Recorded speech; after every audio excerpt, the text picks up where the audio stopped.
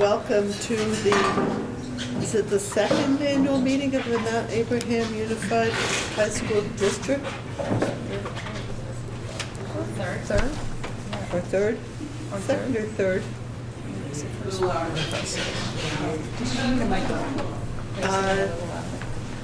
Yeah, I don't know if that can be turned up, so. We have one right here. Okay. Hard for me to talk, take notes, and do things at the same time. But if anybody can't hear at any time, whether I'm speaking or somebody else is speaking, please put your hand up so that we know that everybody who wants to speak can be heard, because that's important. I'm going to begin by reading the warning. This is a warning for the annual meeting of the Mount Abraham Unified School District of Bristol, Moncton, Lincoln, New Haven, and Starksboro. The legal voters of Mount Abraham Unified School District, consisting of the towns of Bristol, Lincoln, Moncton, New Haven, and Starksboro, are hereby notified and warned to meet in the large cafeteria of the Mount Abraham Union Middle and High School in Bristol, Vermont, on Tuesday, February 25th at 2020 at 6 p.m. to consider and act upon the following articles 1 through 9, and to discuss the articles to be voted upon by Australian ballot, articles 10 through 11. Now, usually at the beginning of the meeting, I'd like to have the board members present introduce themselves. Also, we're asking that people who come into the meeting sign in that you're here and what town you are from, so we have an accurate record of who came to the meeting. And when people speak, please say your name and town, even though I may know it and the board members may know it. But this is being recorded for the local community television, and also for people who are not here, and so this will help make things clearer. It will also make it easier for the clerk to take minutes. So, and then as another preliminary matter, are there any people here who do not live within the district and who have a reason to need to speak at this meeting? Okay, so we're going to start over to my left with Kevin Hansen, and would you please introduce yourself and the town that you represent? Hi, I'm Kevin Hansen. I'm from Bristol.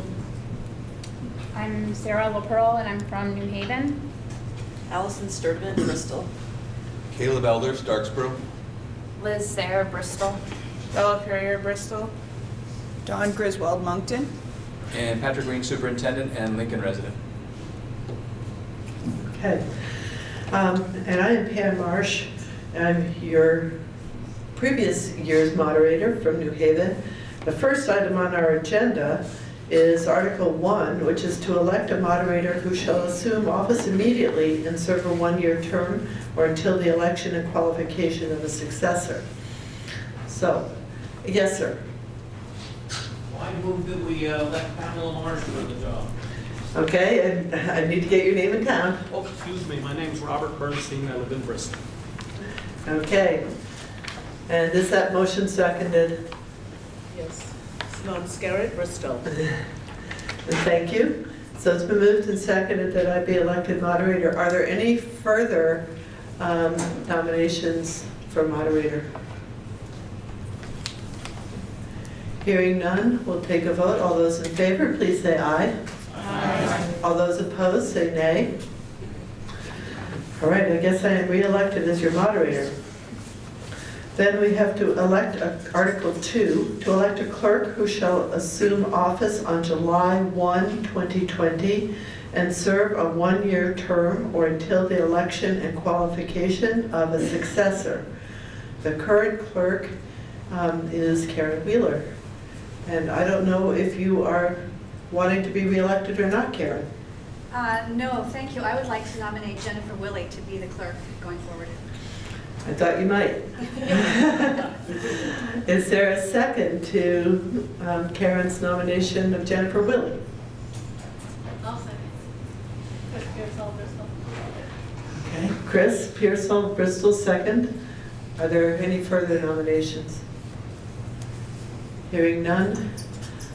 All those in favor, please say aye. Aye. All opposed, say nay.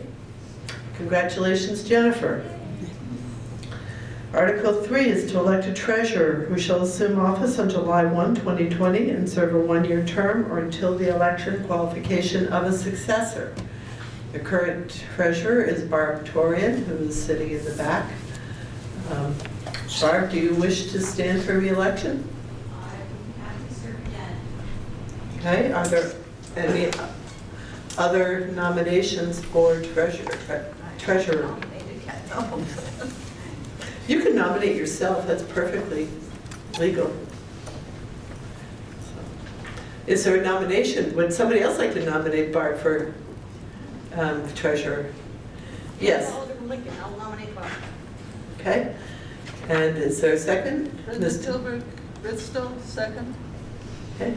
Are there any further nominations for the position of treasurer? Hearing none, we'll move to a vote. All those in favor of re-electing Bob Torian as treasurer of the district, please say aye. Aye. All opposed, say nay. Barb is also re-elected to her position. Article 4 is to establish the salaries for the elected officers of the district. They are listed on page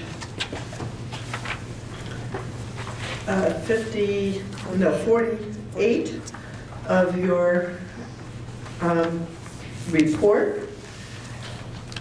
That's just for information. Is there anyone who would like to make a motion with respect to Article 4? Yes, Mr. Bernstein from Bristol. Yes, Robert Bernstein from Bristol. I move that they remain the same as last year. Is there a second? Herb Olson, Starksville, second. Okay, thank you. Is there any discussion?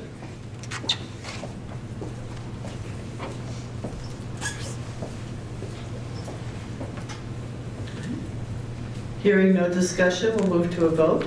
The motion is that the salaries remain the same as last year, which, just to recap, is $1,200 for each of the board members, the board chair $1,700, the clerk $1,200, the treasurer $7,200, the moderator $50. Is there anybody who's not clear what the motion is? Okay. Then we'll move to a vote. Yes. Simon Scarry, Bristol. Is it too late for me to ask a question? No, this is, All right, so I'm just reading here where it says that Jennifer Stanley commented that due to the heavy workload, we might want to consider increasing the chair's salary in the future. So I'm just wondering if that's something we should discuss. is there anybody, for example, the board chair, who would like to weigh in on that? Yeah, there is a lot involved in being the chair, and it's beyond the agenda. The superintendent and I are in regular communications, sometimes multiple times a week, to address issues. There are times where we have phone calls, and sometimes they're face-to-face meetings. So there is a more work than the board members themselves. So can I follow up on that? Follow-up question? Yes, you can. Okay, so, I mean, do you feel fairly compensated? I mean, I know we can't probably pay you what you're worth, but do you feel fairly compensated, or what do you think is fair in terms of Jennifer Stanley's comment? Okay, so really the question is, you receive $1,700 as board chair, is that sufficient? I'm not sure how to answer that. I don't know who else to ask that question. Is there anybody else who'd like to answer that? Ms. Turner? I don't have an answer, but Patrick, do you know what other board chairs make in the surrounding communities? I do not.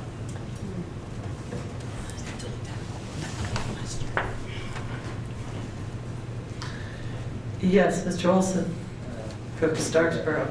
From Starksboro, I mean, I've been on the board myself, you know, you do a lot of work. I know that when I was on the board, it was basically, you know, we're volunteering. You know, any salary that you do have, you either take it or you put it back. But I remember it was basically a volunteer position, and I was happy to do it. I don't know how the board members feel, but if I were on the board, whatever they offer is fine. We got enough issues, I think, with that. I think it's, you can ask them, but I think it's sufficient. It's a volunteer. Does anybody else want to comment on that?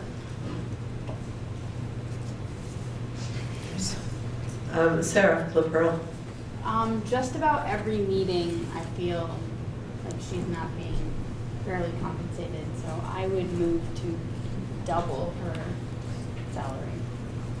That's something I would Yes, it would be an amendment, which you can do. So there's a motion to double the board chair's salary, that would be to $3,400. Is there a second to that motion? Simone Scarrett seconds. Okay, is there discussion of this amendment? We always vote on the amendment before we vote on the main motion.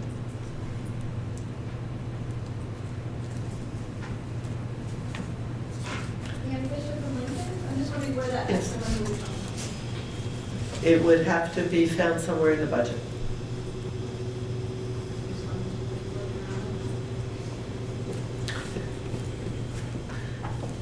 Don't know.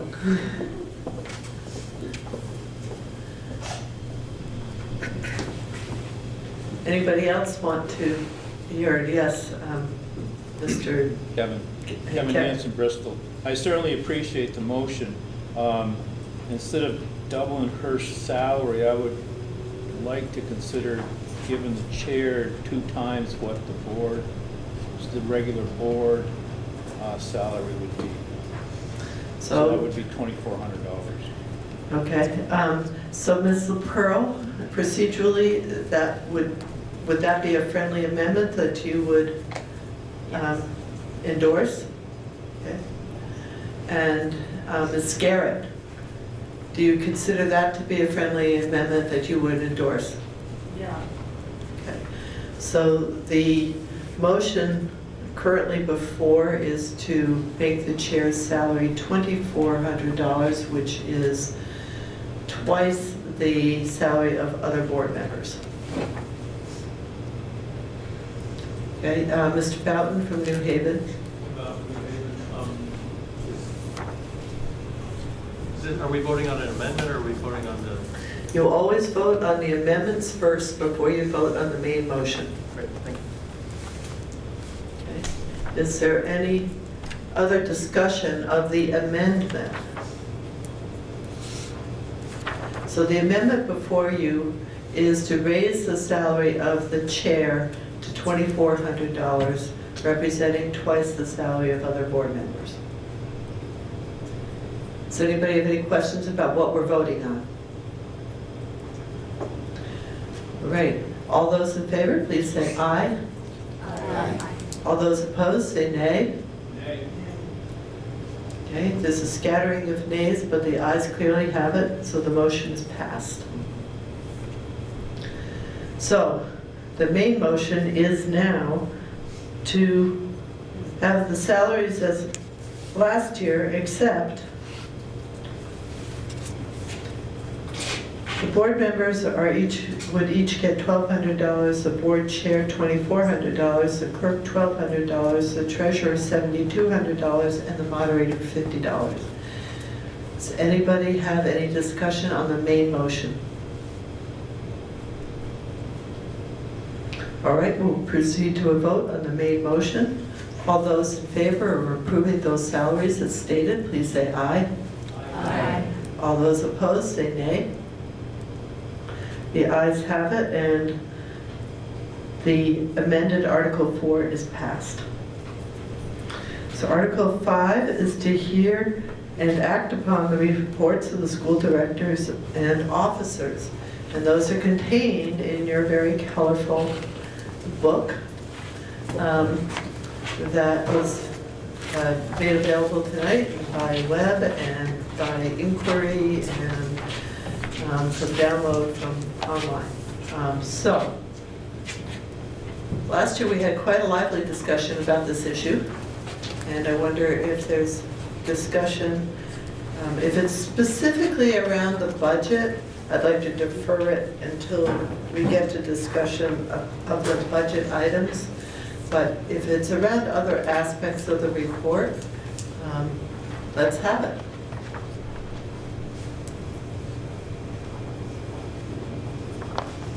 Yes, Mr. Bernstein from Bristol. Yes, I'm here tonight to say to the board that I am very much in favor of keeping our elementary schools with the same grade configuration in all the towns in the future as they are now. And I want you to hear that from me when you can see it from me, rather than me writing letters to the editor trying to explain why I think that's the best. I'm happy to discuss that, but what I really want to emphasize is only that one point, that I think that does better for all of us than anything else we can figure. Now, I know you have a difficult task to make that happen, and I want you to make that happen. That's why I've come tonight. Thank you very much. Okay. Thank you. Does the board, anybody from the board or superintendent wish to respond to that in any way?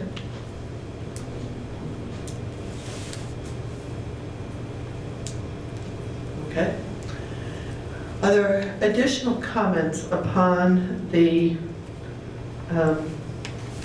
school reports that are contained in your booklet?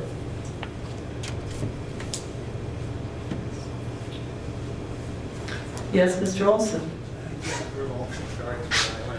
I appreciate, Mr. Bernstein bringing that up. I think it's obviously, a pretty important issue that's going to be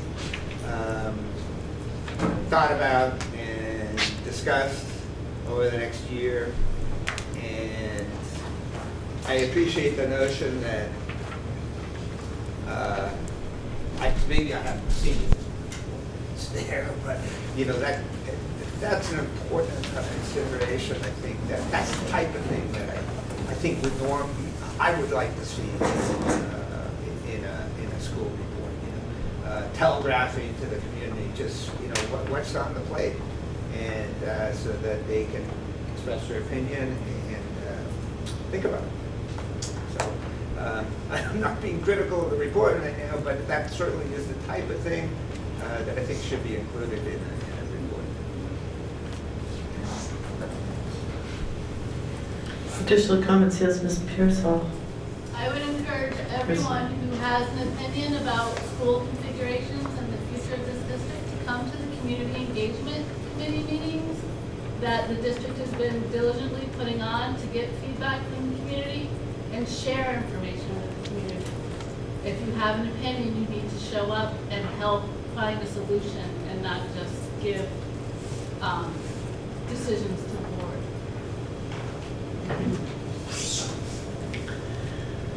All right. Anybody else want to comment upon? Is there a motion that, we typically have passed a motion to approve the reports. Last year, the reports were specifically not approved. Is there a motion to approve the reports? Mr. Bernstein? Accept the reports. Okay. Mr. Bernstein of Bristol moves that we accept the reports. Is there somebody who will second that? Second. And you are? Dave Sharp from Bristol. Dave Sharp from Bristol. Thank you, Dave. All right, it's been moved and seconded. Is there more discussion about the reports contained in your volume? If I don't see you on the side waving your hands, just, if you need to just speak up. Yes, Ms. Garrett. I just have a question. I don't remember why the report was not accepted last year. question number one. And question number two is based on the rejection of last year's support. Last year's report, were there any changes made to accommodate those objections? To the first question, the minutes reflect that the reports were rejected because they had inadequate information about the budget. So I think we could have Ms. Griswold reply to the second question. So the report you see in front of you now is a direct result of the comments we heard last year. We got together prior to adopting the budget and planned very mindfully about what was going to be in the report and what it was going to look like and how in-depth we wanted it to be as a result of what we heard at the last annual meeting. So this is a direct result of what happened last year, that we took your comments and criticisms, whatever they were, and we tried to do better to give you more information. So I really hope that we improved. Yes, Ms. Tilburg from Bristol. I just wanted to, I don't know if this is here, this is sort of budget and it's not. We spend a lot of money on personnel, being the sort of thing we are. But when you check the staff at the end there, and you look down the page, educator, of course, means teacher. And when you look at the number of teachers there are for other personnel, and I've noticed this over the years, we seem to be getting more and more people who are not educators, and perhaps this is something that we need to think about. Are the teachers important? Are these other people, many of them are important, but is there some way that it would seem that perhaps a half and half ratio would be reasonable, but there seems to be even more than half of the people who are not listed as teachers. They're listed as assistants, as, well, of course, principals, nurses, custodians, all of these other people. And so it would seem that perhaps sometime we might start thinking about what sort of people do we need to pay for. In the science department, I'm planning to leave at the end of this year, and that will leave exactly one half-time physical science person. We're not planning to hire another one to replace me. Other people will be taking over the chemistry. We can't expand the physics. We don't have another physical person to teach physics. And it concerns me that we're, the ratio, where we are spending the money on personnel. Thank you. Is there more comments on this report? We will get back to more budget comments later. But yes, sir. Yeah, you with the blue, blue lid. My name is Rob Backlund. I'm from Lincoln. My wife and I moved to the district. This is January last year, so we're sort of new. But as far as the report goes, I've been really pleased at the transparency that the school district has shown in the last calendar year. All you have to do is open up the Addison Independent to realize that our neighboring districts, it doesn't seem like have been as transparent, according to letters to the editor. I don't know if that's the case. I would advise Superintendent Reen and the school board to continue to be as transparent as possible, to make reports like this as public as possible, whether it be a website link, whether it's on a Google Drive, whether it's a paper report that's put in general stores, post offices, whether or not the school board has a Twitter account, I don't know, but any way, shape, or form, you can get this type of information out to the public, I think is time well spent, because I know coming down the road, challenging conversations around our budget and the future of the school district will continue to happen, and when people can see the numbers, can see the facts, have access to them. I know that helps slow down the rumor mill, the anger mill, the yelling at each other mill, and pitting towns against towns, and community members against the just general foundation of supporting education. Thank you. Are there more comments about the reports? Okay, it's Carol, right? Yes. Say your full name and your town. Carol Eldridge, Bristol. I'd like to see something about the technical center and how many of our young people are going there. But I didn't see anything in this report, so perhaps in another year, we might find out something. I know they put out a report, their own booklet, but it would be nice if there was something in here. Okay, is there anybody who does know, just for those present in the meeting and those who might watch the meeting later, how many Mount Abe students are attending the Patricia Hannaford Center? Okay, Mr. Reed. Sure. Patrick Green, superintendent. I don't know the specific number, but in conversations with the director of the Career Center, the number of students from Mount Abe attending now versus previous years has gone up considerably. I couldn't tell you what percentage it's gone up or the numbers of students. But I know, Kim, you've been involved in the Career Center for a while. Is that your understanding as well? Yes, and Kim Farnham from New Haven. I'm the community at large. Excuse me, I'm the community at large member for the this particular district there. Superintendent Peterson is going to be here at the regular meeting if you're really interested in specifics. He's going to talk about all of that. He's going to talk about our budget and so on. The major issue we had a number of years ago was scheduling. So he took it upon himself a couple years ago to sit together with all the districts, administrators, and to devise a schedule that allowed more attendance, especially from this institution. We, really wanted more students. They've taken advantage of it. It was always a roadblock considering the busing issue, which we found really wasn't the issue, was the schedule. So that has allowed us to add back in the construction program, which was withdrawn a few years ago, and that is absolutely full. We have also a lot of programs where we do some partnerships with Castleton, with VTC, CCV, and so on, so that a student can get additional college credits on their way for a post-secondary career after the Hannaford session.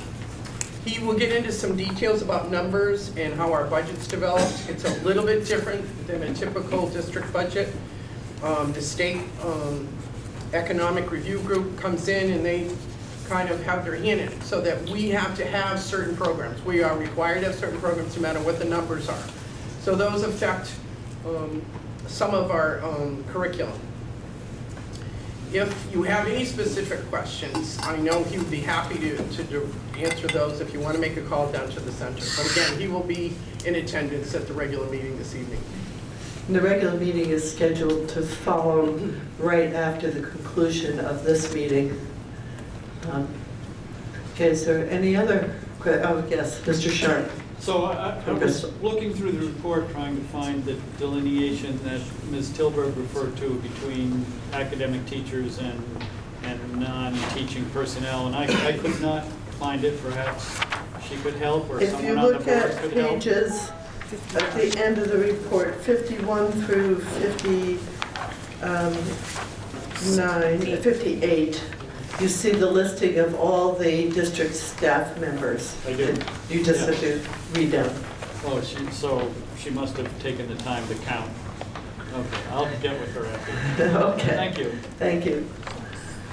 Is there any further discussion on Article 5?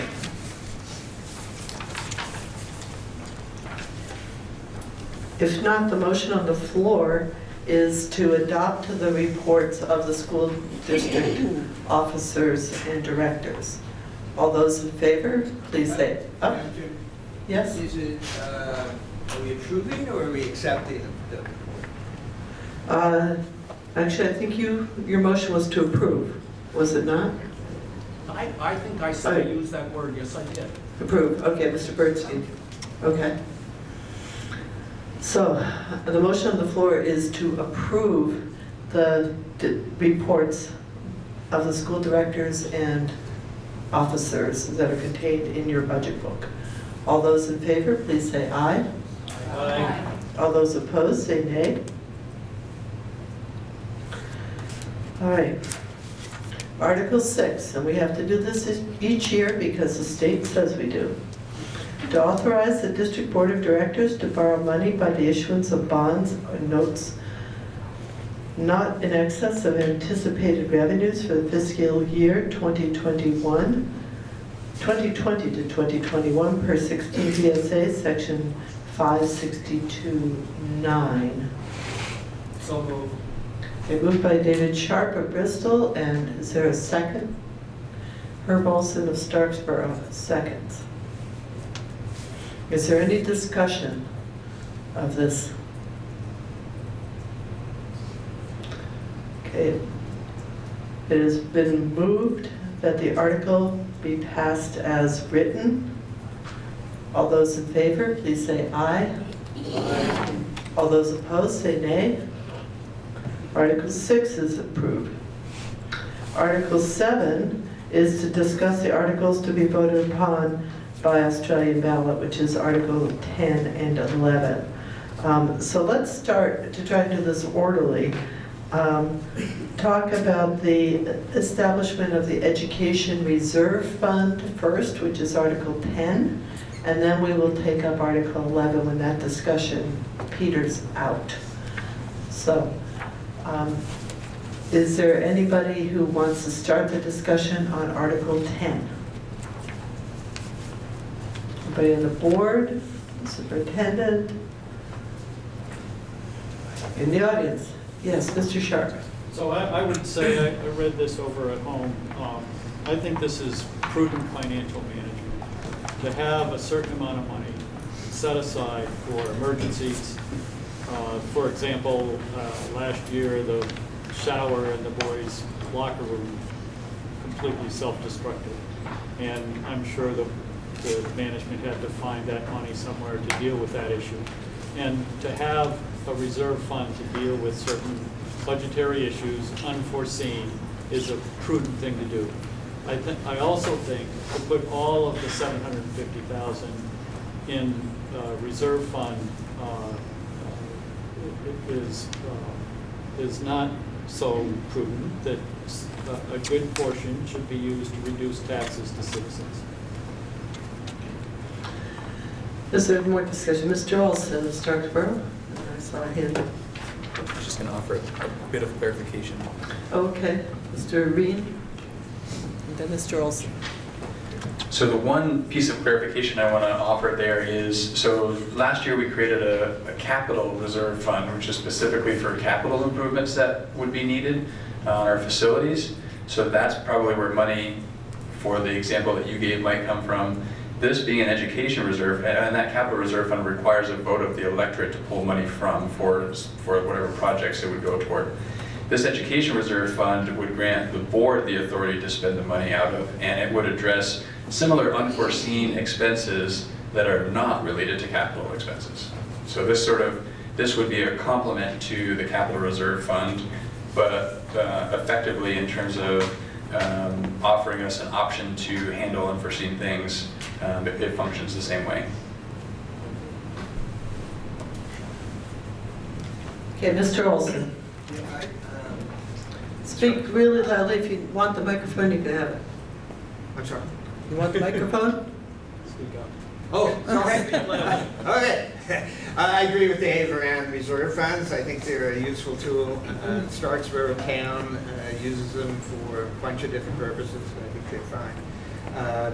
The only question I had, though, is that the explanation had to do with unanticipated expenses, but I see in the warning that the board has discretion to allocate funds for both unanticipated and anticipated expenditures. And I was curious as to the rationale for including anticipated expenditures as something that could be the fund could be used for.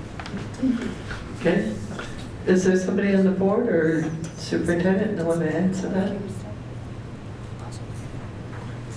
Dawn? So some of the reason was, I'm sure you've heard over the last year, there's been a little trouble with the health insurance and making sure that the parties that administered it correctly, and so we're sort of in this catch-up. We had that going on. And then we are now going to be subject to the state-approved plan that comes kind of off. It's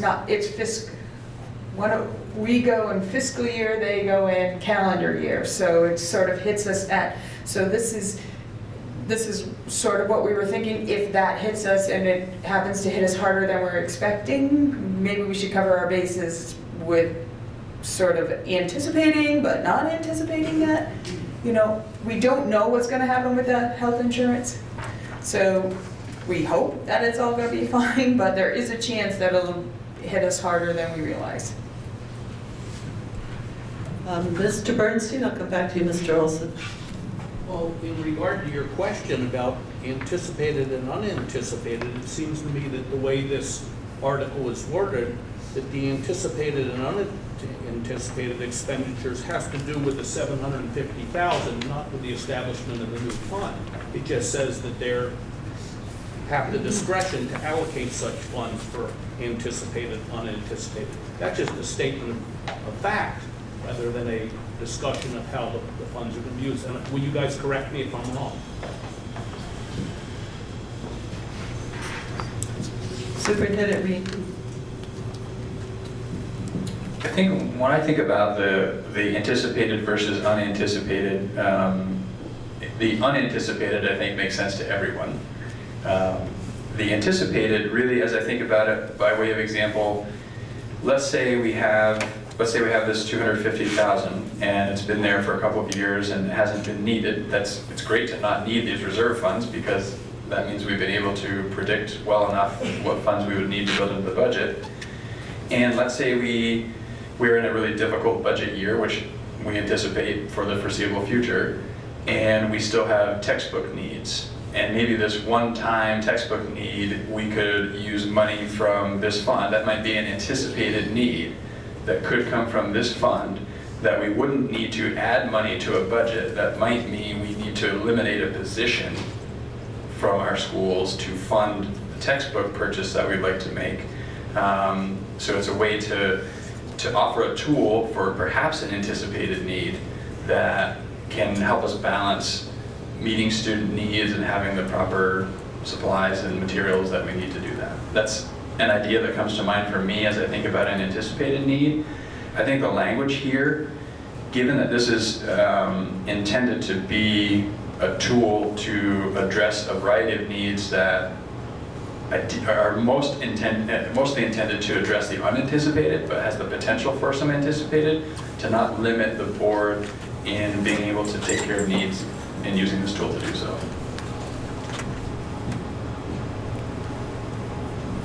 Okay, Mr. Olson. No, I understand. Maybe I did. Loudly, please. I'm not going to belabor the point. I would think that if it was anticipated, you could put it in the budget. Okay. Yes, ma'am. Courtney Pencer, Bristol.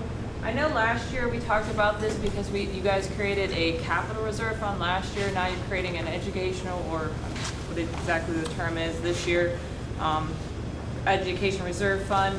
What fund are you going to create next year to not use the money to help the town offset the cost of taxes? Okay. I'm not sure if that's a rhetorical question or one that can be answered. Ms. Griswold? Superintendent Reed?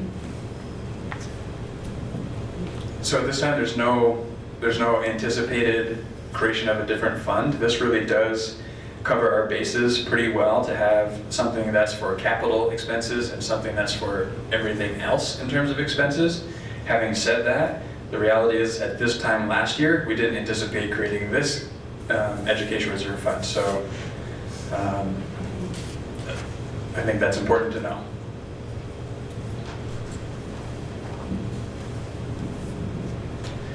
Additional comments related to Article 10 and the creation of the Educational Reserve Fund. Yes, Ms. Barton. from New Haven. The Hannaford budget audit recommended us doing this, and that's a question I have for you. Was that something that came from the auditors initially? They recommend a variety of things. Superintendent Reed? It wasn't recommended in the sense that the auditors suggested it to us on their own. We did talk with the auditors about establishing a fund like this, and it definitely received their support for doing so. It is very much the prudent thing to do. The trick with fund balance is, creating these accounts to take care of unanticipated or perhaps anticipated needs is a very useful tool.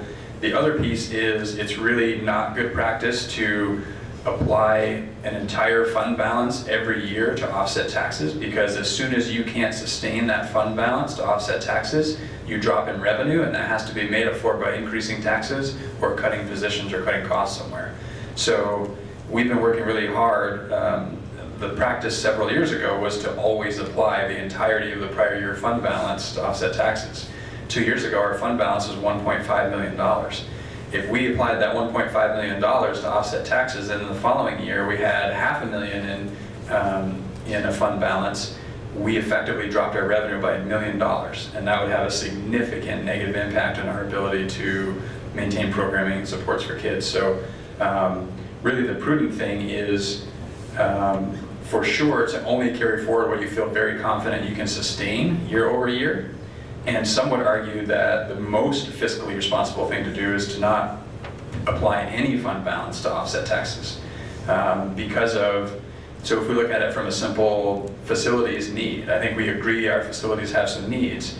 If we can apply a fund balance to pay for facilities needs, whose costs increase 5 to 7% annually, we're better off addressing more of those needs with the dollars we have now, rather than face the escalating cost of those facilities needs. So, and we also have to put forth a budget that will pass voters, right? So finding that balance of what can we sustain versus what will help get a budget to pass is a balance that we walk every year.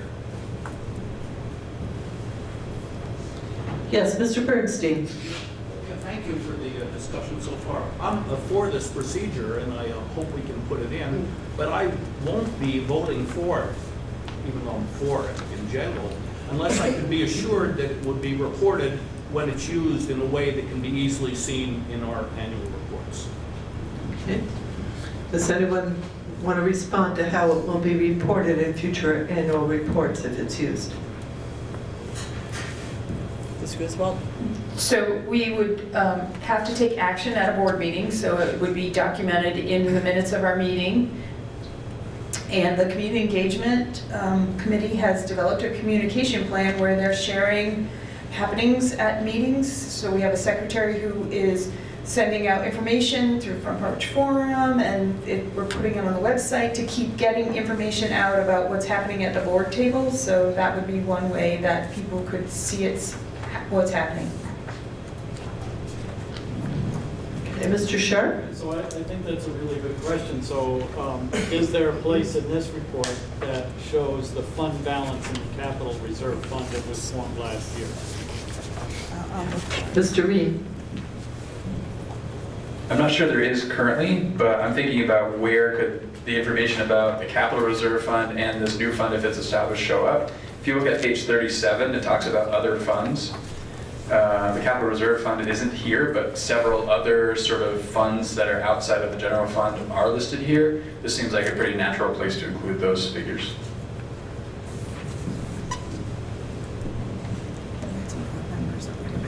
Yes, were there other board members who wanted to comment, or other people in this direction? No. Okay. Are we, yes, Ms. Torian. I think it would be very prudent to be showing all of the funds that the school has in the financial documents. So that would, do you agree that page 17 would be a good place to put it, or in a similar report? As long as it's obvious how much money there is and where it's being spent. If it goes on that page, that seems a likely spot. but I think it's important for it to be shown. I think the board has heard your comments on that. Ms. Sturdivant. In the, on page 36, I guess, at the very end, it says building improvements, and that's the $1 million fund that we have in the budget. Is there some way to create something like that to put? I know it's not revenue or expense for the capital fund, reserve fund, or the education reserve fund, but these other funds are different than the reserve funds. And maybe it would be more helpful to delineate that even further. Maybe even on the page 31, where we have the roll-up of all of the information into expenditures and revenue. You could have maybe even just a separate table, capital reserve fund and education reserve fund, so that it's immediately visible and transparent and people don't have to dig for it. Just a thought. I assume the board is hearing these comments and we'll take it into. Yes, and Chair Griswold is writing them all down. Yes, sir. These funds are delineated in the annual report, which is available on the website. And looking at the audited, I'm sorry, they're in the audit that's available. And looking at that, it's a number of pages. To add that to the annual report it becomes static, or it becomes information. We can absolutely add it. It's not a big lift, but that information isn't difficult to gather.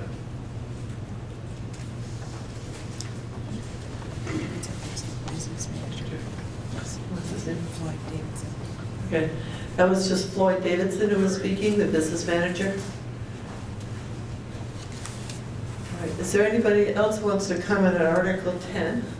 Yes. Bob Ackman, Lincoln. If we were to draw off of this, the capital fund or this education fund down the road, does that count against the school district when it looks at per equalized pupil spending? There seems to be negative head shakes from the board members on that question.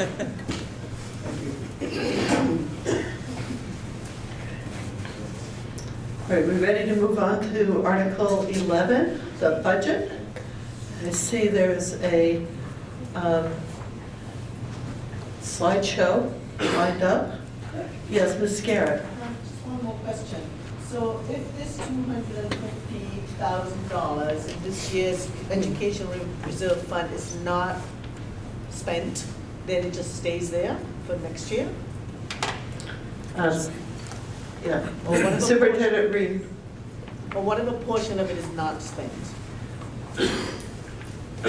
So I guess I thought I heard your question differently the first time, and now as I'm thinking about it, I hear it differently. So let me answer both questions you just asked in one. The first question I thought I heard was, what happens if this article is not passed? No. My question was, what happens if these funds are needed? Right, so then it would stay there. Okay. Yeah. And perhaps draw interest, so it would grow slightly over time. I think it's important to answer the first question that you didn't actually ask also. I think that's good information for people to have. If this were not to pass, that $250,000 would automatically go to offset taxes next year. The impact would be around $20 per 100,000 of assessed value.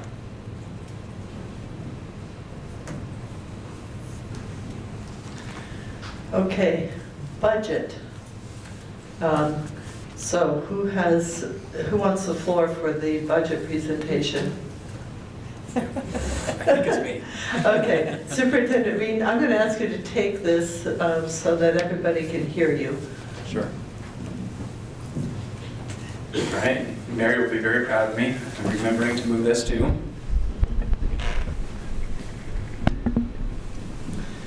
So this is sort of an abbreviated version of a presentation I've given a few times this year as we've been building the budget.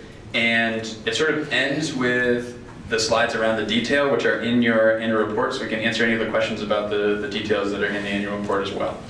This will sort of set the context for those detail questions.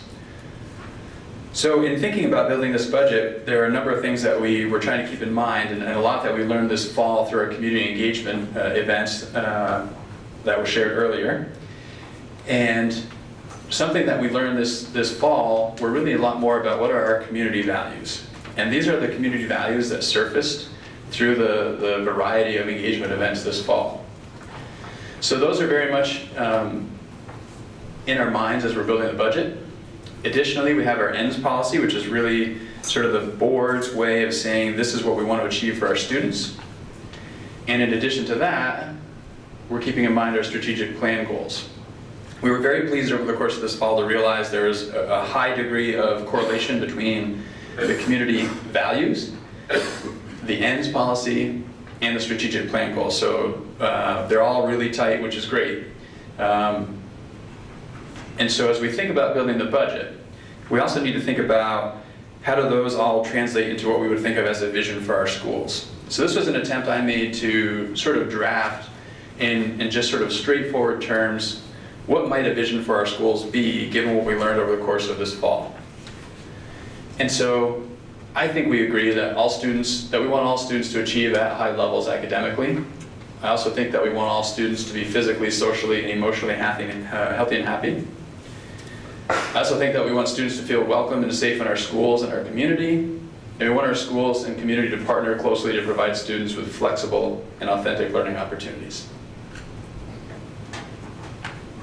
I also think we want our schools to be a place where innovative, collaborative, and highly engaging learning happens in clean, light-filled, modern, energy-efficient, well-maintained facilities. Places where educators feel personally and professionally satisfied by their work in a stable, well-staffed school with a robust system of supports for professionals and for students. So that's what I think of when I think about what I heard from the community this fall, when I think about the work that we spent 3 years on in building our strategic plan, and when I think about what our ends policy says. And so this budget that we're going to dig into with the details supports that vision and those community values and those ends and those strategic plan goals by maintaining strong multi-tiered system of supports with emphasis on supporting core instruction. That's where our best prevention happens, at that core level in those core classrooms. It also maintains programming for students, resources to support the strategic plan. It keeps a robust facilities budget to continue to make improvements. We've gotten a lot of positive feedback on some of the improvements we've made, in particular in this building. We want to keep that going. The building has needs. Those needs don't go away and they don't get any cheaper. So this budget keeps those dollars in place to take care of that. And it also maintains staffing to provide in-house, job-embedded professional development to educators, which again, we've had great feedback on over the course of this year. So as we dig into some of the details of the budget now, I think it's important to start with the target the board set in October. So the budget building process is an adventure in the state of Vermont for schools. We start building the budget really in October with lots and lots of predictions. We're predicting the number of equalized pupils we have. We're predicting what the tax rates are going to be. We're predicting what the threshold is going to be. We're predicting what the yield is going to be. Every single figure we could possibly think of is a prediction in October when we're trying to get a sense of, if we make no change, where do we anticipate we'll be in terms of our spending, in terms of the spending threshold, etc. So we presented a few different scenarios in terms of what our equalized pupils may be. And in October, the board's target was use the more conservative estimate for equalized pupil and don't exceed the spending threshold. So the spending threshold is a figure that's set by the state. It's a cost per pupil. If we exceed it, there's a dollar per dollar tax. If we're $100,000 over the spending threshold, we pay the $100,000 in taxes and we pay a $100,000 penalty. The board's perspective, my perspective, is our community is not interested in paying any dollars in tax penalties, and that's what led to that target that was set in October. It's also important as we're thinking about budget building, because budgets are based on equalized pupil now, and equalized pupil are largely driven by the numbers of students we have. It's kind of a combination of the numbers of students and the needs of students. Numbers is a little easier to quantify than need. This is our enrollment information for the past several years and projecting out a few. And you can see here that there's been a pretty steady decline. The orange represents the lowest enrollment we have recorded. Red represents the lowest enrollment that we might be projecting. So we are anticipating, although there's maybe a bump at one point, up in the positive direction, the trend is downward for who knows how long. So part of where that moves then to is, so we have the total number of students we have, but really what's the impact on class size? That's really where it starts to become more concrete for people. What are our class sizes? And people can imagine what that looks like or feels like in a classroom. So as we start talking about class sizes, it's important to know that we have these class size guidelines that help us understand what do we deem as acceptable or unacceptable in terms of those class sizes. So these are guidelines that have been created and they've been used for years. And you can see, based on the grade cluster, what the minimum average, the optimal average range is, and the maximum average. These are derived in large part from the education quality standards, which are a set of rules that come out of statute to help schools understand what sort of appropriate staffing levels, et cetera, might be. On the next slide, you're going to see a column that pulls this optimal average range out and shows that side by side with our class size in MAUSD. And so you can see that optimal average range here. And so you can see over time, we have different methods of collecting data over time, so it's a little hard to make an apples to apples. But this gives you a sense of where our class sizes are. So this is the year we're in now, FY20. And this is as a result of the changes made for FY21, where we would be. So if we look at FY21, you can see that we are within, in some cases toward the upper end, with the 19 and the 18 here, of that optimal average range. And you can see at the secondary level, we're below that optimal average range. The challenge at the secondary level is, oftentimes when you're reducing staff at the secondary level, you're running the risk of reducing program offerings as well. So finding that balance of having appropriate size classes, right? Because there's a pretty direct correlation between, small class sizes are more expensive than large class sizes is sort of the bottom line. And as we face really difficult budgets, that's something that we have to pay attention to. And the other thing we have to pay attention to is what are the program offerings that we have? And we want to maintain a robust breadth and depth of program offerings. So that's lower than the low end of the optimal average range, and we know it, and that's the reason why. So then questions sort of surfaced around some more specific. So this is looking at just the elementary schools here now, so Beeman, Bristol, Lincoln, Moncton, and Robinson.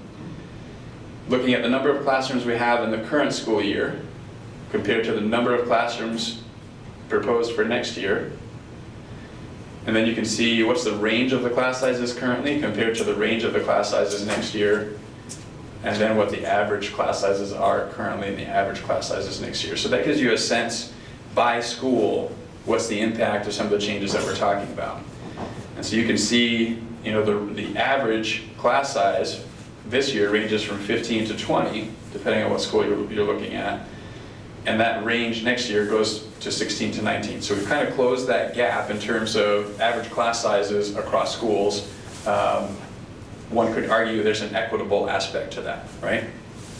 If the largest school or the smallest school had dramatically different class sizes, which we articulated before cost more money, the taxpayers in 2 towns over aren't necessarily interested in funding the smaller class sizes in the town over on the other end of the district, right? So I think there's a responsibility on our part to ensure equity across schools from a lot of different lenses. I think this offers equity, at least from one lens.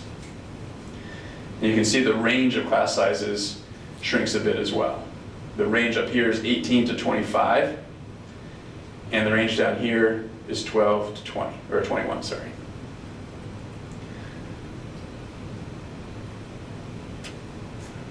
I'm going to go into the high school next, which is a totally different world. So I can answer any questions here before we go there.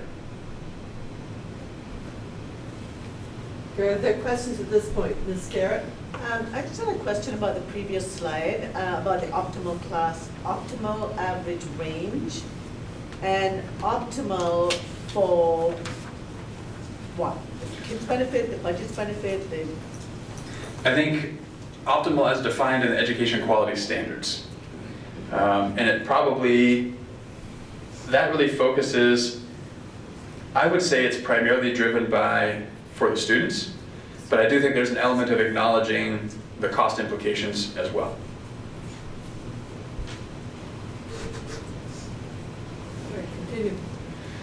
All right, so looking at the high school, took some liberties here to try and create categories that kind of make sense. So this does combine some departments. So it's not as, the department structure at Mount Abe doesn't look exactly like this, but I think this put it in kind of appropriate buckets for people to understand what the impact is going to be.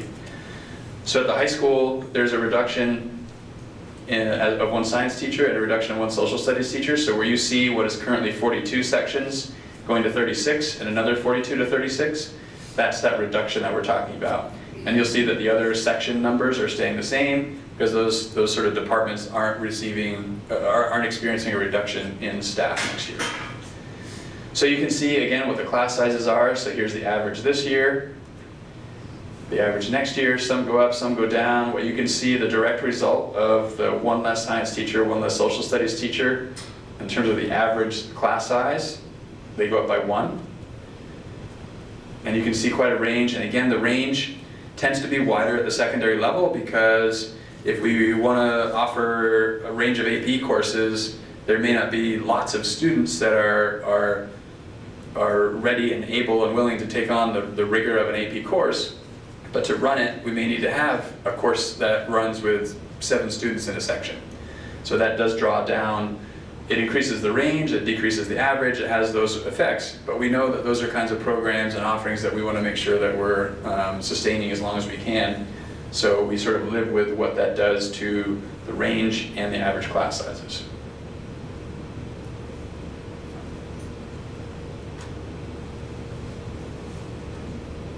I have a question, if you don't mind. So, I am a science teacher, I'm actually a chemistry teacher, and I sat here 2 years ago, and at the time, the assistant principal said, hold out one day and we might have an opening for you to become a high school chemistry teacher. Unfortunately, I didn't stick around, which now I'm glad that I didn't, that I took a position at UVM teaching freshman level chemistry lab. And we're in the age of STEM. I'm a chemist by trade, my husband's an engineer, and you're dropping a science teacher in a time where we need kids to be better in science in high school. I mean, my students from all over the country struggle in math and science. I have kids that cannot do algebra as 18 and 19-year-olds. I have kids that never took chemistry in high school in Vermont because their school didn't have it or the teacher wasn't qualified, and you're dropping something that we need. These kids are not doing well, and this is going to be a product of not having what they need in the school. And I have some of your students in my programs that I've taught, and they have told me that they have not been properly educated at Mount Abe because they didn't have the classes they need to get in and do well at UVM. So how do you clarify losing a teacher? So in this case, so I've been obviously working really closely with the building principal here at Mount Abe. Losing a teacher doesn't necessarily mean losing program offerings. So we have been, Mount Abe used to have 1,000 students. It now has 650. So, and our reduction of personnel hasn't necessarily kept pace with the reduction of enrollment. So we're in a position where we can take advantage of attrition that's been created by not filling positions.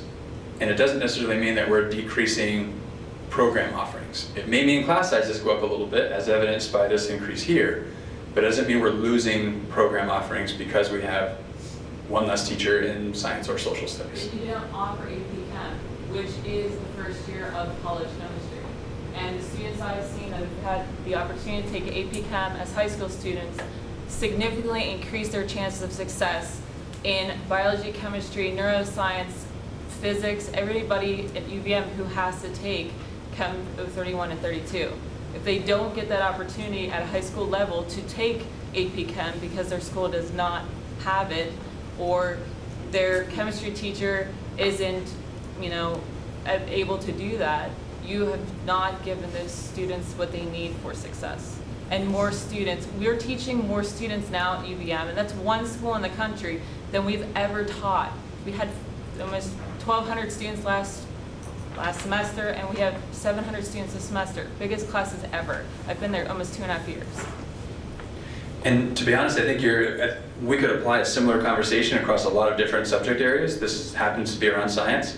The reality is that you're hitting the nail on the head in terms of our challenge going forward. We are going to face really difficult budget years, year after year for the foreseeable future. Our goal is, our challenge is not only, and I've said this a number of times in different circumstances, we aren't at a place where we can necessarily sustain what we're doing in terms of student outcomes. We have to get better at what we're offering our students and the outcomes that we're getting for our students. That has to happen. That's what motivates me most. That's what gives me the greatest fear also, as I see the realities of our financials going forward, how I'm concerned about being able to sustain what we're doing. I'm greatly concerned about our ability to increase and improve our offerings and our supports to kids. This doesn't lose in terms of what we're offering students, and I would agree, it doesn't increase what we can do. And the reason why I'm bringing this up is because my boss, who's the department head, told me any chance I get to go into schools, and I just had an interview at a school here to become a high school chemistry teacher again. I told them the same thing that I'm telling you, that our students are facing a crisis right now. The kids that I have in college are the least prepared they have ever been going to college. And I've been out, I have 2 degrees and I've been out 20 years. You know, we are in dire times. I mean, I'm looking at some of these figures, 32% proficiency in math. Not for STEM, these students need it. Even if they work at Subway, you need to know how to do math. I mean, it's a struggle. And it's something that we need to be angry about. And I'm angry as a high school teacher, as a college instructor, and as a human being that we're not going up, we're going down. Kids are now less prepared than my husband and I were when we came out of high school in 1998. That's a problem. Can I ask a math question? Go ahead. So I have my handy calculator out. In science, of which this woman was speaking, there's 42 sections at 17 and an average class size of 17. That's like 715 kids, right? If I do it for the coming year, it's 36 sections at 18 per section, is 650 kids. Is that the correct math? Does that mean that there are, 60, 70 fewer kids taking a science course this year than there was last year? It's not quite that straightforward. I think what you'll find when you're talking about sectioning and enrollments at the secondary level, there's pretty much nothing very straightforward about it. So some students are enrolled in multiple sciences, other students may not be enrolled in a science, so it doesn't equate to bodies as much as it does, so one student might be represented 2 or more times potentially in the section sizes here. So it doesn't quite correlate directly to that. The reality is, yes, there are fewer students next year than there are this year. So that is a piece of what you're seeing, but it gets much more complicated and nuanced from there. 75 fewer sets of eyeballs looking at a science teacher next year than this year. Distinctly different sets of eyeballs, or do we get to count the same set twice? That's the question, right? So there are not 75 fewer young adults walking around the building next year than there are this year. There's some number smaller. I couldn't pull that off the top of my head. It's probably in the 15-ish range, fewer actual bodies, maybe 20, walking around in this building. Mr. Bernstein. Just to follow up on that, David, if you do the same thing with social studies, it comes out exactly the same. So it's not just a science question. Yeah, I know that, but I was following the science. Yeah, I'm just pointing out that we're not all talking about science here. Right. The hours that it took to produce this from the people who work in the school looking at schedules was considerable, so I think that's indicative of the lack of sort of direct correlation to bodies and the complicated nature of how this is produced. I'd like to continue with the budget presentation. We can take questions at the end. Okay. So we talked about some changes here. We didn't really talk about them specifically, but you can see there is a reduction of a classroom teacher at Beaman, going from 5 to 4. Bristol is increasing by a classroom teacher. Lincoln stays the same. Moncton and Robinson each lose a classroom teacher. In addition to those changes, we have some other positions that aren't being replaced in the FY21 budget. So it's a total of 12.25 positions, FTEs, none of which required a reduction in force to achieve. So these are people who chose to leave for, personal circumstances, or chose the career change incentive that was offered. But this was us taking advantage of attrition in anticipation of some challenging budgets coming forward, and trying to do everything we can to not have to basically lay off or RIF people to get a budget to pass. And you can see for the school year that we're in, we had a budget that supported 4.65 FTE support staff and 1.6 special educators that we did not fill. In addition, going forward to FY21, we have these positions that we're not filling. We talked about some of them: secondary science, secondary social studies, the elementary classroom positions, and in addition to that, 2.0 support staff. So my message to all of my administrators is, every person who chooses to leave for some reason on their own, we have to ask ourselves really critically, is that a position we must fill going forward? Because it's much easier to not fill a position going forward than it is to reduce someone's position and they therefore lose a job, and the challenges that come along with that, and the climate and culture. So we're continually keeping our eyes open. And the reality is we have to fill positions. Not all positions are ones that we can take advantage of when we have attrition. So some of the impacts, so at the elementary schools, this does increase some average class sizes in some places, but it also decreases, most notably at Bristol. The average and the range of the class sizes does become more consistent, as we saw on that chart. The grade configurations may need to change, so when a school, in particular the size of Beaman, has one less classroom, it does create some challenges with the grade configurations in that school. As we continue to lose students and we have to face these fiscal responsibilities, those are realities that we have to come to terms with, and we have to figure out ways to make those work.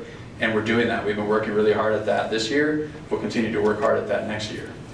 And this does mean that some of the teachers will need to continue to develop their ability to deliver instruction in those multi-grade classrooms. Multi-grade instruction is not something that's brand new at all. It's been in place in our district for a long, long time in different places, in different ways, and we're going to have to continue to just expand our ability to teach in those environments.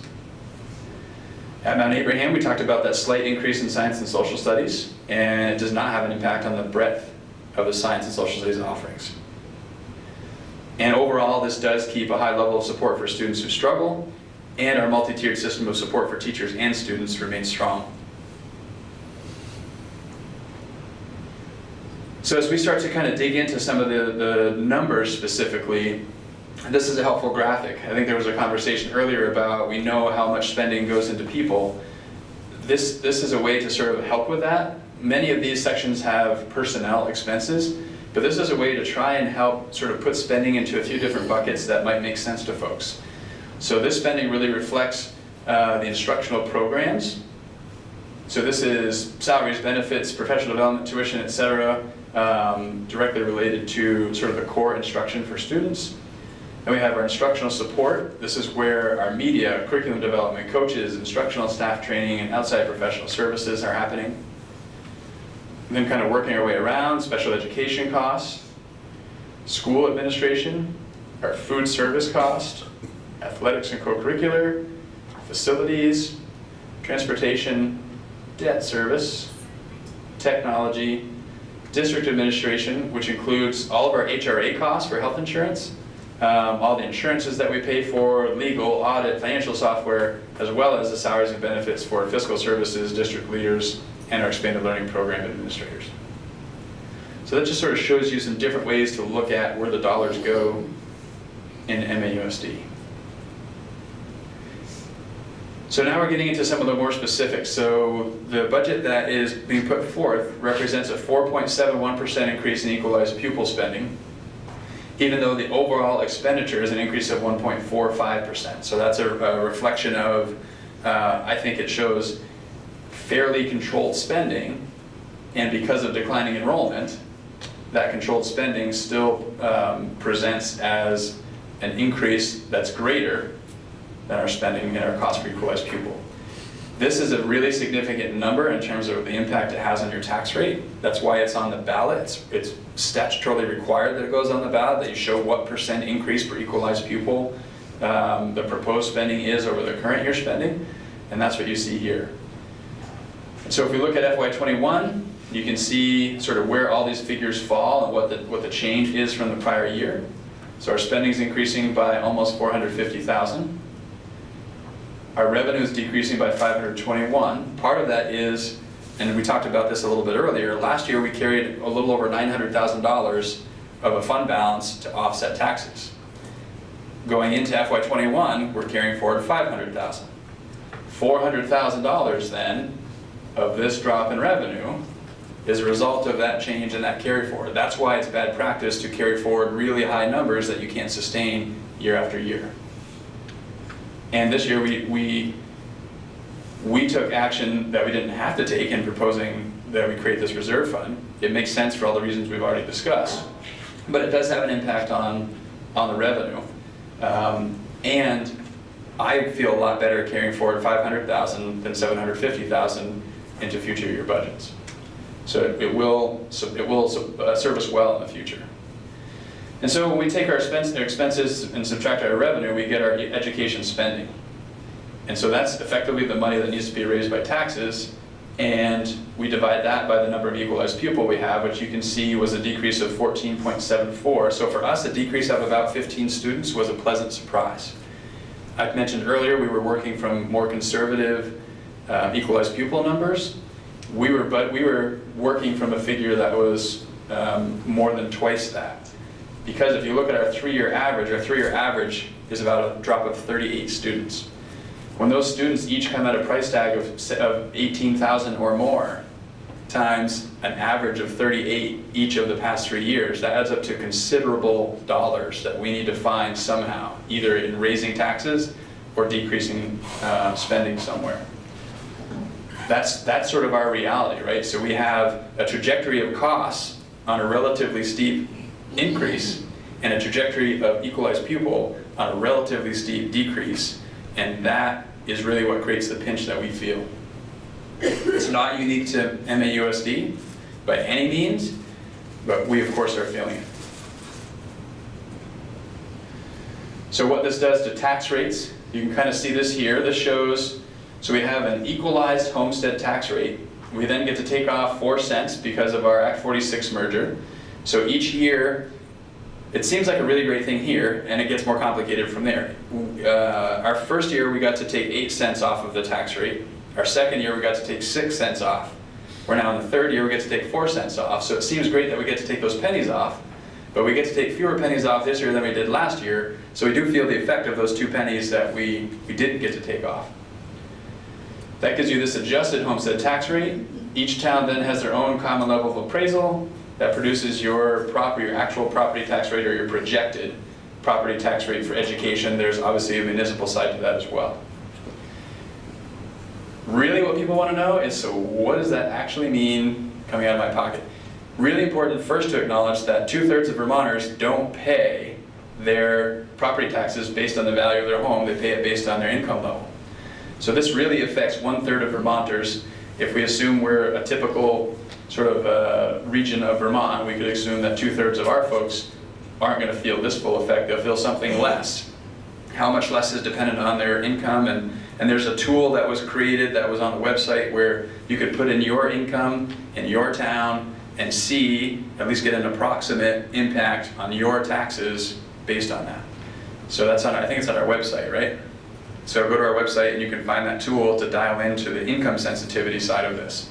We're going to focus on the change per 100,000 of assessed value, because that seems like something that's a little more concrete for people to kind of wrap their minds around. So this is the impact per 100,000 of assessed value of the proposed budget. I mentioned before, if the article for the $250,000 for the education reserve fund's defeated, these go up by these would go down by about $20 per 100,000.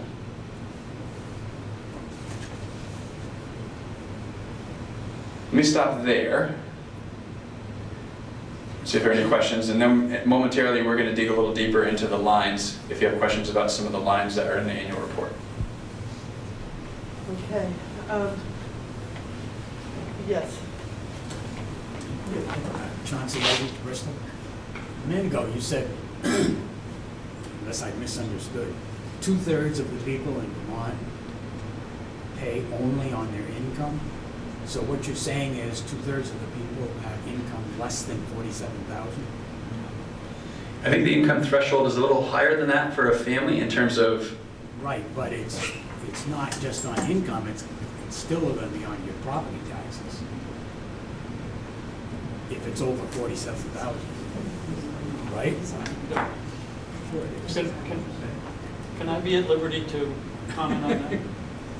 Because the income threshold is actually, there is a taper.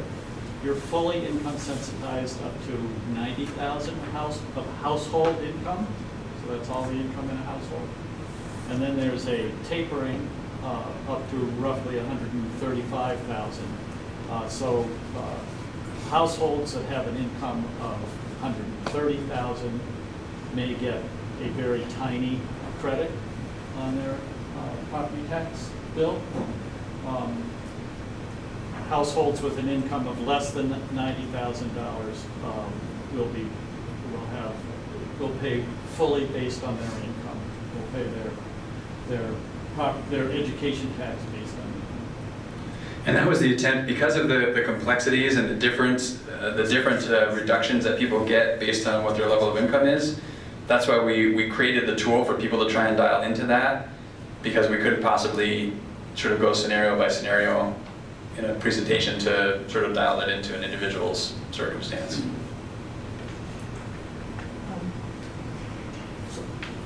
Mr. Sharp. So I have a further comment. So you said earlier 2/3 of Vermonters pay based on income, and yet there's not a column based on income. And it's actually, a column would be fairly simple to say it's a 2.5% increase for those who pay by income. That column would be relatively simple. It would, if you're talking about 2/3 of our district's taxpayers, they would have a clear understanding. They could apply 2.5% to their income. They're all doing income taxes right now, and they would have a pretty good idea of what their education tax would be. And I find it, I've said this at a number of meetings, I find it really disappointing that despite the fact that 2/3 of Vermonters pay by income, no presentation that I've seen has anything about what income payers are going to pay, expect to pay year-over-year increases, or what their payment might be.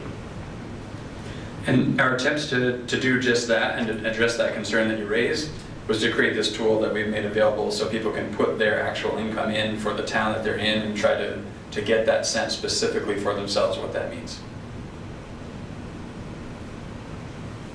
Additional comments at this point? Yes.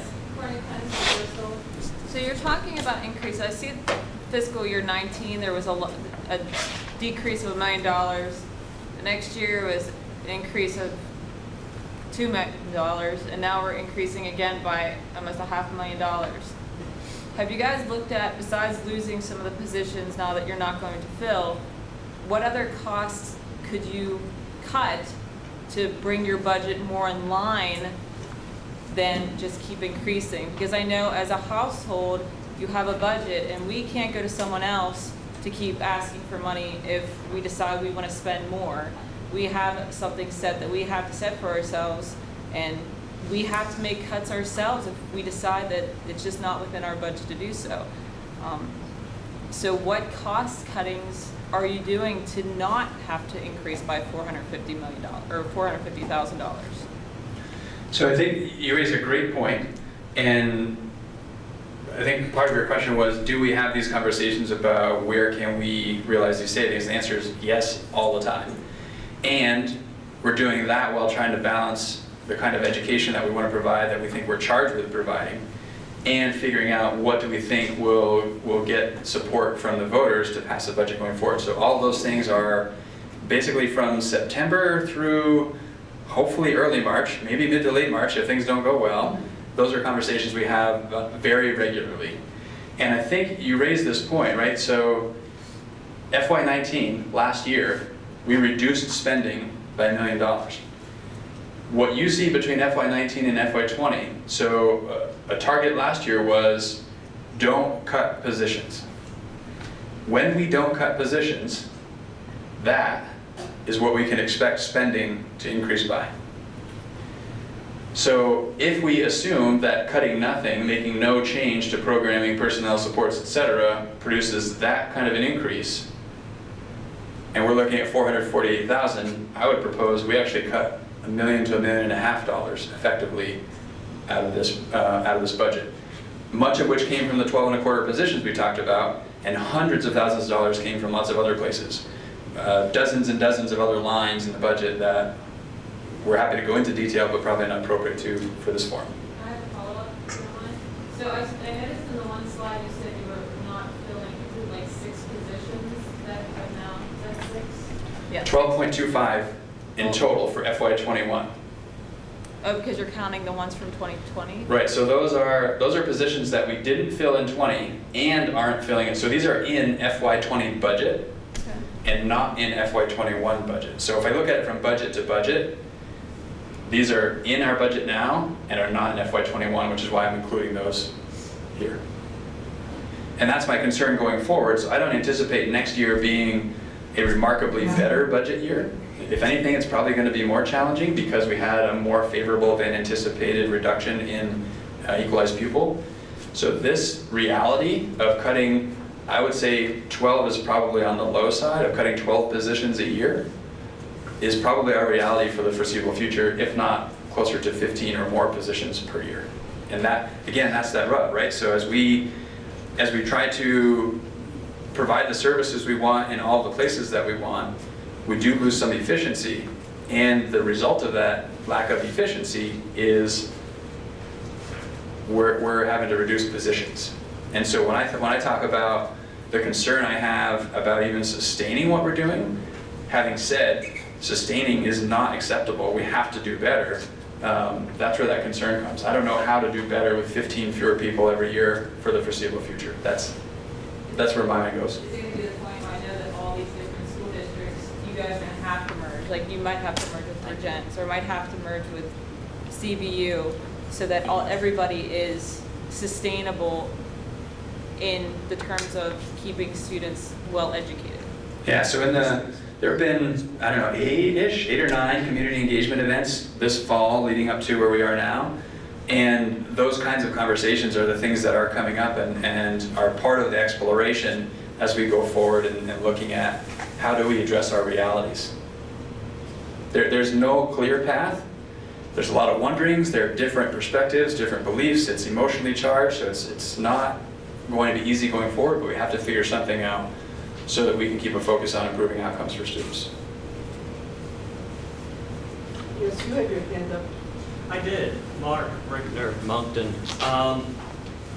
It seems every year we are hearing the same stories, so I concur. Something has to change. You can't keep dropping 12 to 15 people in a school that's... Are we improving in terms of our test scores? Are we seeing an improvement based on all the consultants and people who aren't teaching, who are teaching the teachers? Have we seen a return on that investment? We're not seeing that return in terms of the ENDS monitoring report yet, given we've had a year. I would say you could look back a decade and our results have been relatively flat for that decade or longer. And they aren't dramatically different now. So we're spending more money on less people and having similar or negative outcomes. Effectively, we're spending less and less money. I talked a bit again about a reduction of, wherever that went, back to that. Well, the number goes up, not down. Right, but the number goes up a lot slower than if we weren't making cuts, right? So again, when we don't make cuts, it's 2 million. If we assume that same thing here and we reduce spending by $1 million, you could argue that's close to $3 million in reductions we made in 1 year. I think that's quite a lot of reductions. Another $1 million to $1.5 million, I think, is another significant reduction, and that's what we can expect every year going forward while we try to figure this out. We're already not a viable district if you're saying our test scores are going level or not improving. You're going to have to be cutting programs, so therefore you're basically cutting off your nose to spite your face in terms of trying to keep this afloat? It is the concern, like how do we continue to strive to improve outcomes for students knowing that we have these financial realities? We have to figure out where does that money come from? The money has to come from somewhere. I think we agreed earlier, our community is not interested in paying tax penalties. I don't know that those tax penalties are going to go away anytime soon. So we're going to have to find ways to continue to strive to improve outcomes while we have these real financial hardships. And that is the challenge that lies ahead of us. That's what we've been discussing and thinking over for several months now with the community. And that's what we'll be studying further as we go forward. Okay, I want to stop this back and forth dialogue as a moderator. Well, that's fine, then I have a question for... You need to address the question to me, and then I will refer it. So, yes, sir. My and question if that there's other would... people who want to speak, I'm going to give them an opportunity. You may address one more question. Mine? Yes. Has the district looked at merging the district offices so we have a more efficient district office between Vergennes, Middlebury, and this district to reduce costs and try to bring together a unified district in the area, which is what I thought when we were starting to unify, we were actually going to be looking at unifying, not just the local schools. Have we looked into that? Such discussion. I would say that discussion is happening on a lot of different levels. There are merging district offices. If you're essentially still operating 3 multi-million-dollar businesses and you simply merge central offices, I don't know that you've gained any efficiency. If we actually created a unified district, so it was sort of one entity instead of multiple entities still, maybe then there's some efficiency. Those are things that are part of the exploration going forward. Those conversations they're happening in pockets, and part of the exploration is what's the feasibility behind that? What's the process to go that direction? Does it make sense for us? And those conversations are, I think, going to happen. I don't know what the answer is going to be, but I think those are conversations that have to be engaged in multiple communities.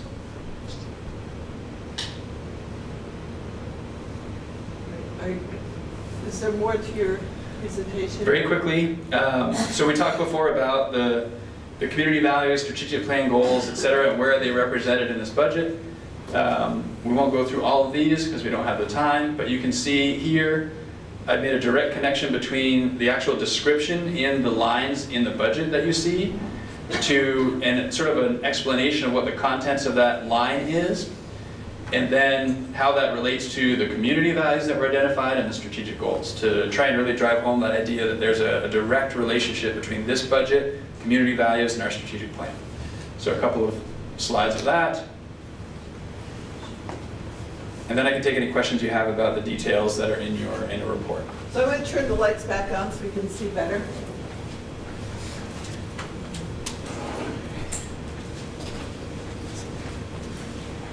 Yes, I see a question.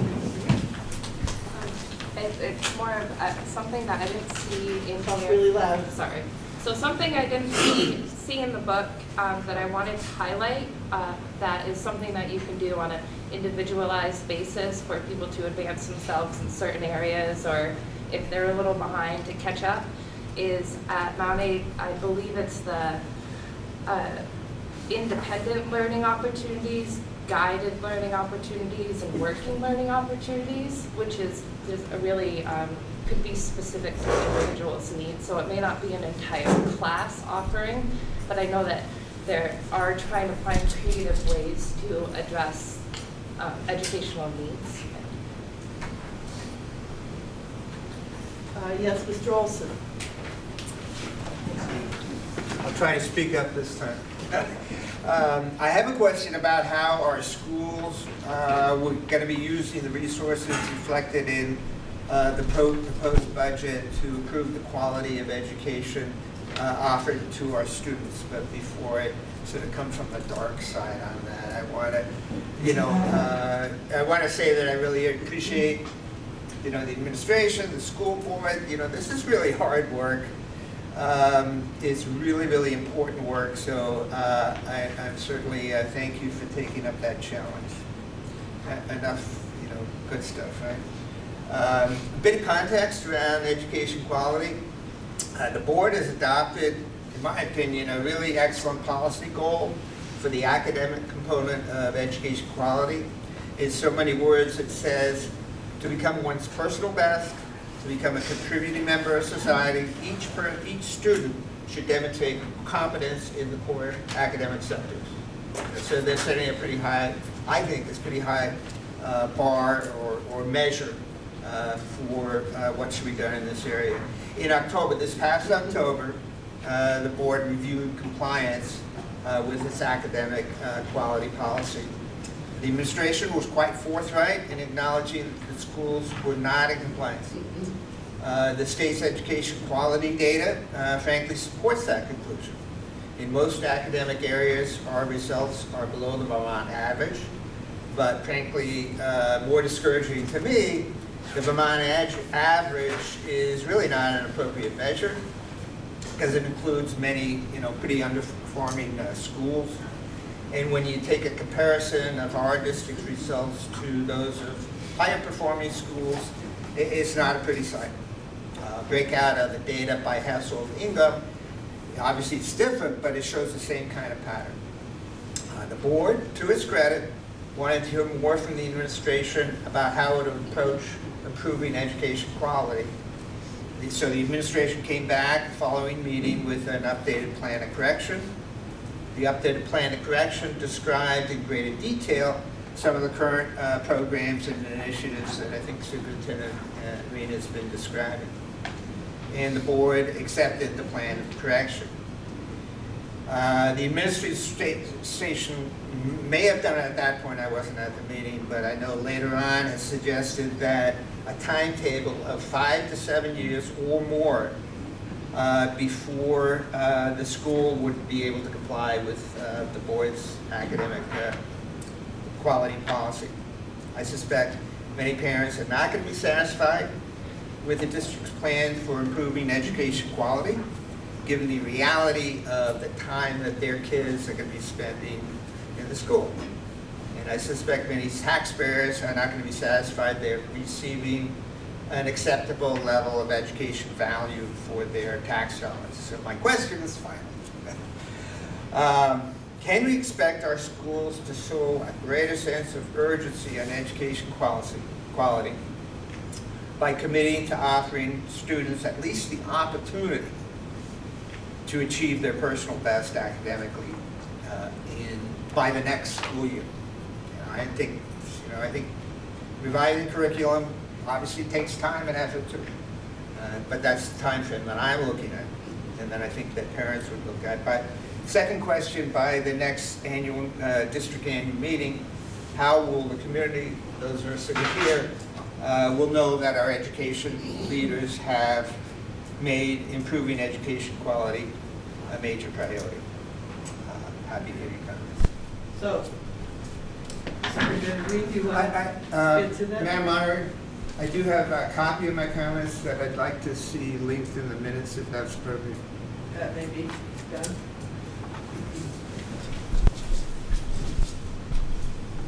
So Herb and I had a 2-hour conversation to address this question a few weeks ago. So I'm not sure I'll do justice to that 2-hour conversation in the minute or two I should take to respond. There are a number of people sitting in this room that would be able to articulate my desire to make change faster than change often is made. That sense of urgency is something I feel, and it is very real, and that's what led me to report noncompliance. Doing so full well knowing whenever I report noncompliance on a monitoring report to the board, it's a reason for them to fire me. I feel strong enough about our need to improve outcomes for students that that risk was secondary to me to create a sense of urgency to make change. as we faced a $1 million reduction in expenses year over year, which is effectively $2 or $3 million in reduced spending, my approach with my administrative team was, yes, we have to make these really hard financial decisions, and I'm convinced that doing less of the same things we've been doing for a long time is probably not an approach to improved outcomes for students. So we made some pretty significant changes to our approach. Those are new. They're a year and a half into sort of their existence, or their existence to the level that they are now. And I wish a year and a half was enough to completely transform what has been many, many, many years of relatively flat student outcome data. It just isn't. If you do research on organizational change, it's not a year and a half, it's 5 to 7. And that's where those figures are coming from me. That's the reality. I wish it weren't true, and I have to sort of accept that that is. It took us 3 years to write a strategic plan. It's going to take some time to implement that well, and we have structures in place to do that well. We're getting great feedback on the focus that having a strategic plan offers us, the supports we can provide for students and for staff around the implementation of that plan. The beauty of it taking 3 years was it's really thorough, and I think is a good plan to move us forward. In 5 years, if we achieve everything that's in that strategic plan, we would write another plan that moves us even beyond that. There is no there. We will never arrive at there. We're going to continue to pursue improved outcomes for students, and I think we're on the path to do that. And it's going to take time, and I wish it didn't. I'm not going to recognize Mr. Ogden again until everybody else who wants to speak has an opportunity to be heard. Ms. Garrett. You know, I would like to posit that, you know, instead of us doubling down on the approaches that we're taking in terms of intensifying math and literacy instruction in a variety of ways, is that we really think about what research shows about how kids learn in environments that allow creativity, more play, for example, the arts. And I know that we try to make data-driven decisions, and I think that maybe somewhere we should maybe look at, because I mean, the data does show that students who are exposed to more arts, students who have more opportunities to play, especially in the elementary grades, do have better outcomes academically. So, I mean, I just have seen over the years that we have just increased, you know, we've insisted on increasing, you know, the math instruction to the detriment often of other programs, you know, middle school math every day and so on and so forth, which I don't know how long ago that was recommended, but it's a number of years now. And that has also had a ripple effect on programming, on scheduling, and so on. It's not yielding the results, from what I can see from the SBAC results. So I don't know, I just feel that maybe we should look at other ways that that stimulate students academically. Yes, it is. Thank you. Deb Rickner-Moncton, also the visual arts teacher at Bristol Elementary School for the past 29 years.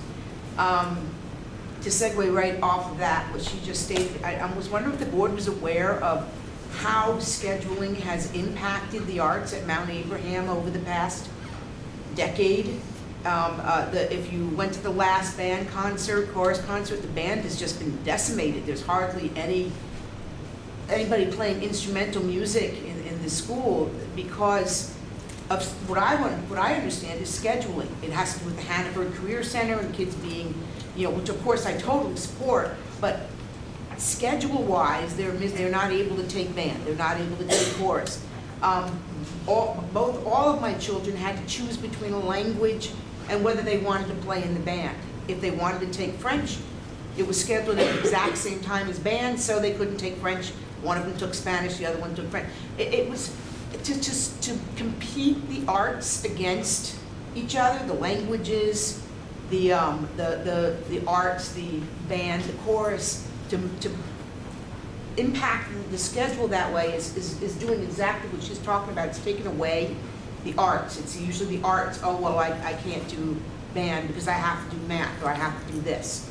And it's been proven, I wrote my entire thesis on it, that the arts are core subject areas and students benefit from it.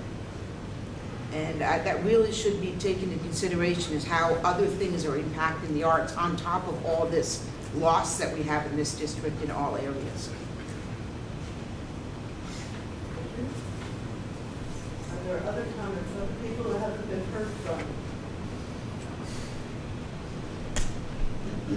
Mr. Sharp. So, there is, on the Bristol ballot, there is no one running for the 3-year term to serve on this board. So I'd appreciate it if you write in my name.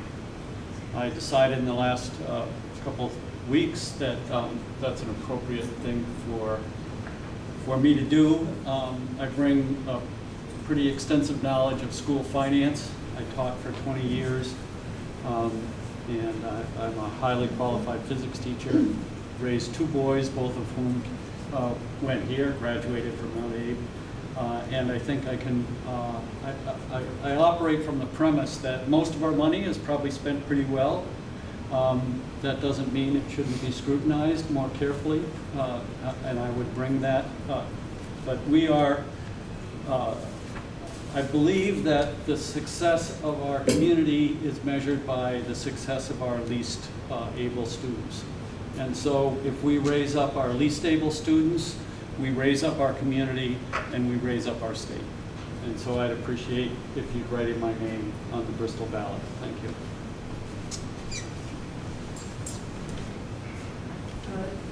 Yes. Bob Backlund, Lincoln. In Article 11, of that 4.71% increase per equalized pupil, what's the largest driver, single driver of that? If you could break that out in a pie chart, what's the largest slice of that pie? A percent of a percent, I guess.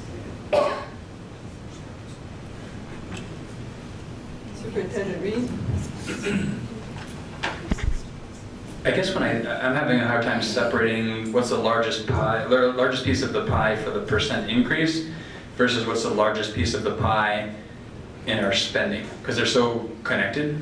And when I think about the pie chart in the presentation, it's not really broken out this way, but you can kind of get the sense that by far the largest piece of the pie is personnel-related expenses, salaries, benefits, etc. Like the number of people we employ is the largest piece.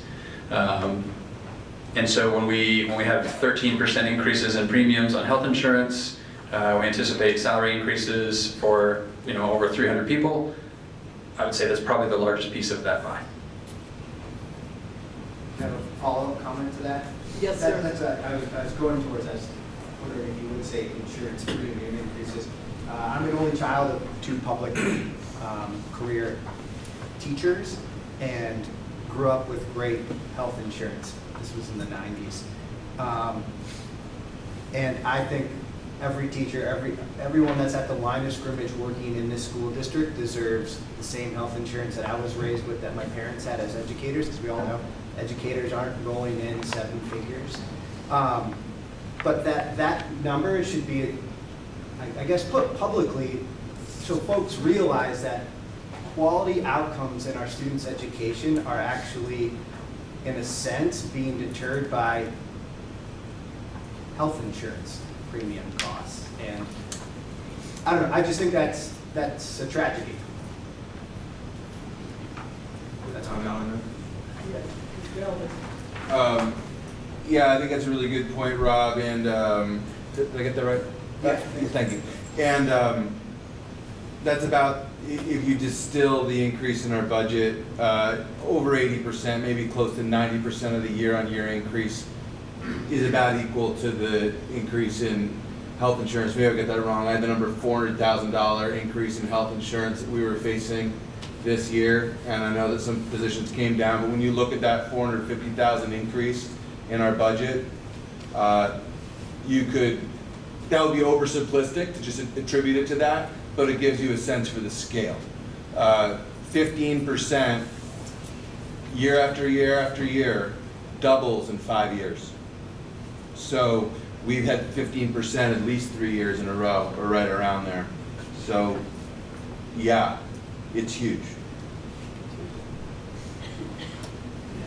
Mr. Ogden? No, Mrs. Wilson, I said. I wanted to clarify my question because I don't think I made it clear. I'm not asking that miraculously in a year, everything's going to be great. That's not what I was getting at. You know, there's a difference between inputs and outcomes, right? And the outcomes I can understand. You know, 7 years sounds a little long, but you know, maybe that's what it takes. I'm talking about inputs, and if there's a student who wants to take advantage of the academic offerings that are at Mount A, are they going to be able to be their personal best? And I don't think right now that's the case. Whether it's curriculum, I don't know how you do that, but I think each student needs to have an opportunity to excel in their education. And I don't think that's happening right now. You know, whether it's science, it's not just science. You know, that would be at least kind of a down payment. It would show the community that there's a sense of urgency. It would show the community that education quality is really a priority if you made sure that the curriculum is up to par in terms of being you know, if a student does what they need to do and take the courses, that they will be proficient or above in that particular course subject. And I'd like to see that, and I don't see it reflected right now, and I'd love to see that. Mr. Olson, I don't know if you've talked to any students who are in the school, but a lot of them are being very well served. I have 2 students in the school. I have a daughter that graduated last year. So I think it depends on the student. I don't think we can blanket say that no one's getting educated properly or well. I'm sorry, I didn't suggest that. Okay, it sounded like you were, so just wanted to put that in there that,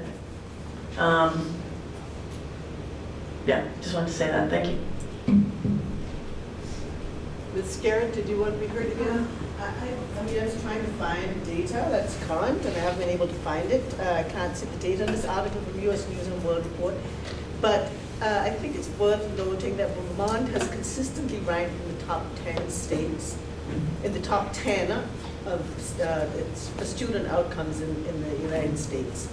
So it's such a pull-me-push-you situation because, you know, you do get, you have to put your money where your mouth is, you know, and education is expensive.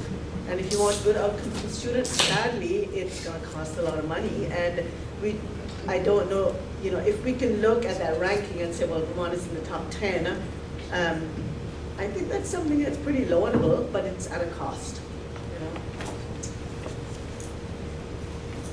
Yes, sir. Brian Penitzer, Bristol. Maybe just to piggyback on that, I was going through the charts here of the staff, and I counted 12 instructional coaches. So are those coaches teaching teachers how to be better teachers? So in effect, we have 24 teachers teaching 12 classes. So why don't we spend some money wisely and get better qualified teachers and only have 12 on staff instead of 24? So that we have teachers that can help all of those students. I'm not sure I'm following your math on that. Where you got the 24? So I'm counting 12 coaches. So I'm assuming there's a coach for each classroom teacher. No. No. Well, it says there's 12 FTE equivalent coaches. Across multiple disciplines. Okay. And we have many more than 12 classroom teachers. Okay, but if we need 12 coaches to make better teachers, why don't we just get better teachers across the board and get rid of all the coaches? The coach's purpose is to help teachers develop their instructional practice. That's a much more effective approach. Continuing education for a teacher, but if they don't meet the basic standards to come in the door as a teacher, then they shouldn't be hired in the first place. Let's hire better teachers to start with. We hire the best teachers that are available when we post positions. That is a very clear message that I send to my administrators. And I think we have evidence of that. We don't hire the cheapest teachers. We hire the best teacher that we can get for the position. And that doesn't mean they're going to be current on best practices, because best practices aren't stagnant. They're evolving.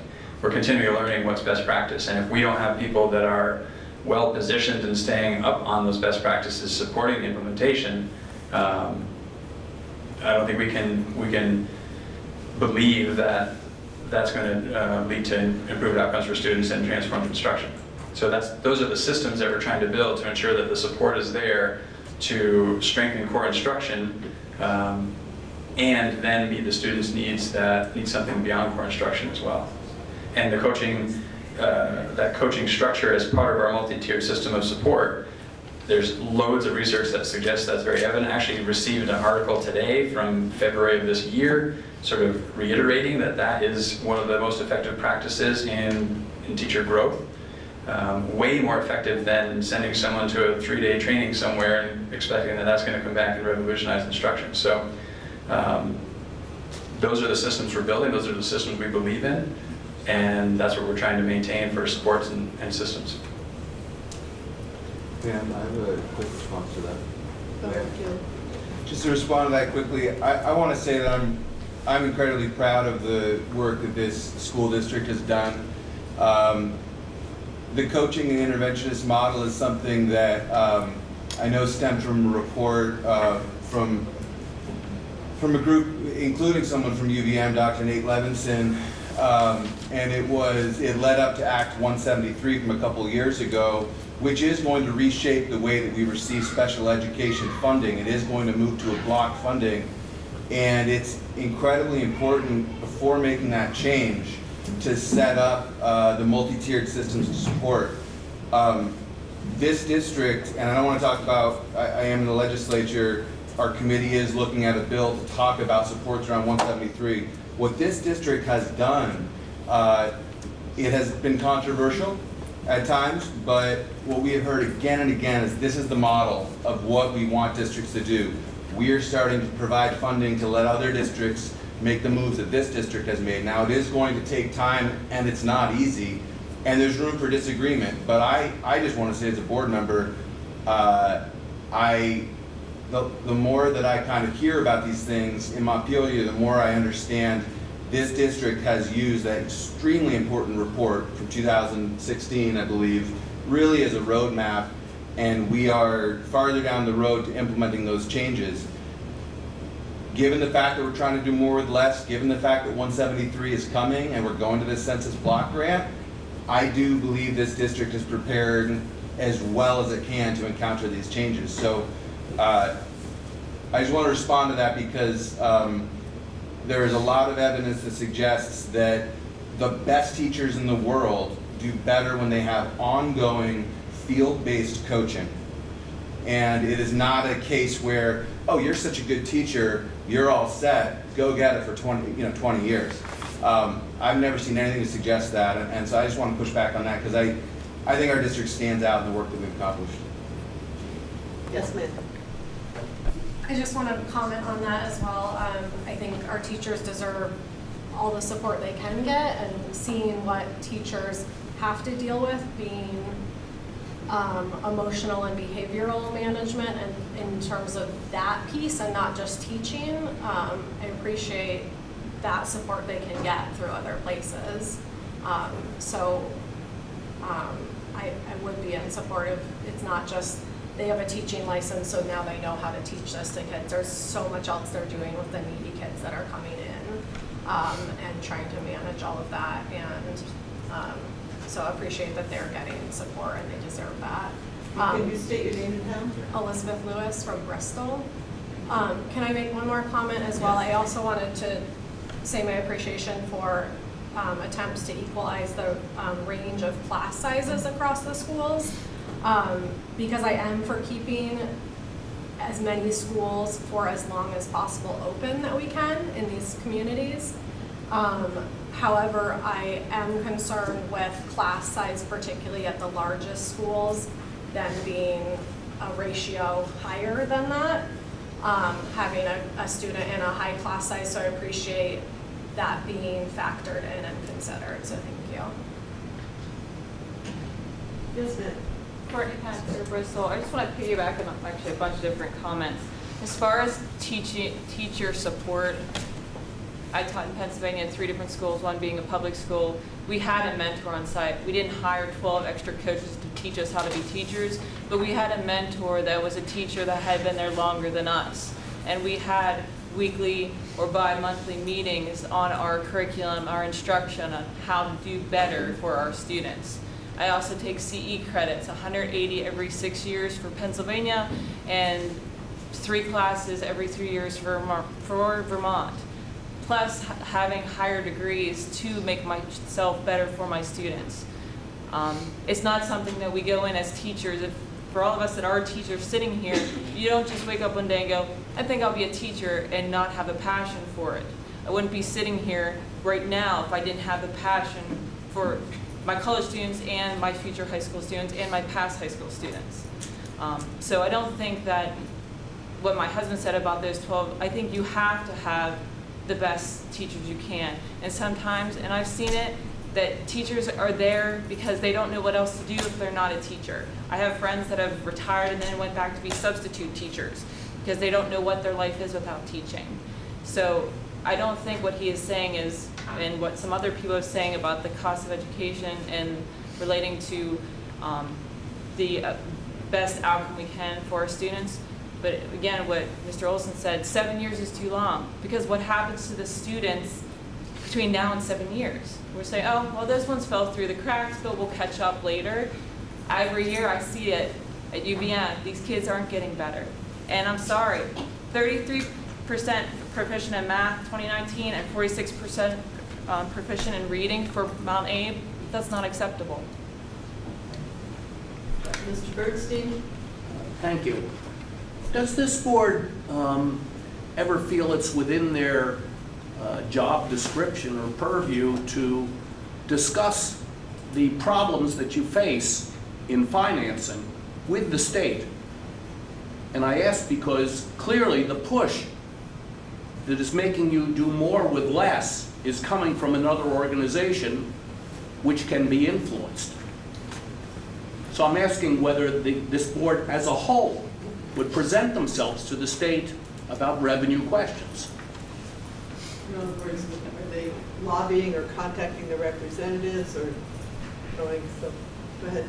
It is a part of the upcoming year for community engagement, a goal set by administration and our community.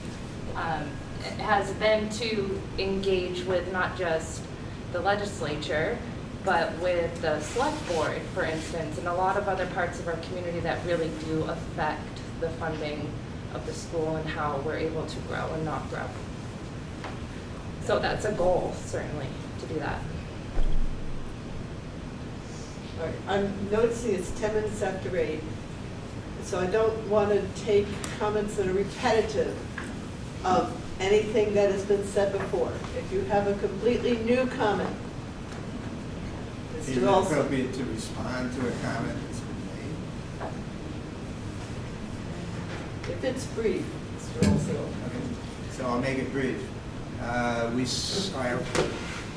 proposed equalized cost per pupil is 18.5 something. I heard a suggestion that, or at least maybe I misinterpreted, but we got to pay more if we want to get a quality education.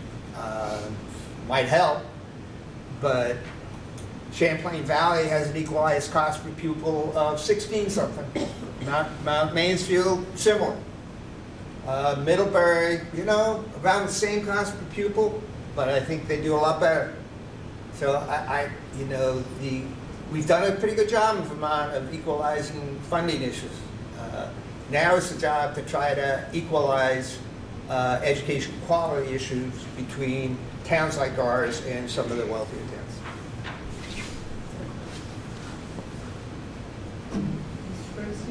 I did have one, and I forget how you phrased it. You wanted to hear something new, I think. Yeah, let's hear something new. I was reading over the past few years of efforts that didn't go very far by some other school districts, public school districts, to attract foreign students tuition paying And I was attracted to the idea, and I've mentioned it at least one of the community engagement forums, which people kind of laughed at me because it was such an odd idea for us. And the base of the thought was it brings in money and it increases the number of students also. When we think we're decreasing in students, it might also have some cultural effects on the community and some economic effects on the community. As I remember, the towns, one town north, it might have been South Burlington, I can't now recall for sure, at least one town south, I think it was Arlington, were working on this. I don't think they got very far with it. It is an example that the independent schools use, St. Johnsbury Academy, Linden Institute, and it works financially very well for them. So I'd like to get this on record that it's at least an idea that someone could try to look further at. It's increasingly difficult given the immigration policies of the current administration. Probably so, excuse me. But I will say, I have personally housed foreign exchange students that have gone to Mount Abe, and it's been a wonderful experience. Excuse me? Yes. As the moderator, I'd like that struck. Your recent comment about the current administration and immigration. I find it inappropriate. We could strike that. One has to take into account reality. Ms. Scarrow. What reality is that? It's not real. Ms. Scarrow. I just wanted to respond to Mr. Olsen's comment because I don't know if you misunderstood what I said. Maybe I did. I didn't say that we should be willing to spend more money to educate our kids. What I said was that in the last few years, Vermont has ranked among the top 10 states for student outcomes. So we're doing something right, okay, and it does cost money. I mean, it's probably a dubious compliment given that, you know, the percentages for proficiency in the standardized tests are as low as they are. But what does it say about education in the rest of the country is my question. So I'm not saying we should throw more money at education. I'm just saying that we're doing something right because it is giving, relative to a lot of other states, it is giving good outcomes for Vermont students. That's all my comment was. So, for the record. Are we ready for a motion to adjourn? So moved. Oh, that's right. We've got to read Article 8. I'm sorry. Can't take your motion to adjourn yet. To transact any other business which may legally become this before this meeting. Is there anybody who wants to transact any other business? Yes, Ms. Torian. Ms. Torian. Mark Harley Haven, I just want to say thank you for all the hard work that you do. This is our opportunity to say what we desire in the world, and what I hear is don't spend any more money and educate the crap out of our kids because we love our kids and we want them to be better. So thank you for all the hard work you do. Yes. Indeed. Are there any other comments on the other business? Yes, Ms. Griswold. I'd just like to say farewell to a couple of board members who are not returning. One is Allison Sturgevant. She's served, I think, 5 years now. Is it 5 or 6? And as a representative for Bristol, so I want to say thank you. Another member who's not returning is Elizabeth Rada from Lincoln, but she's not here tonight. But a big thank you to both of them for their time and energy while they serve.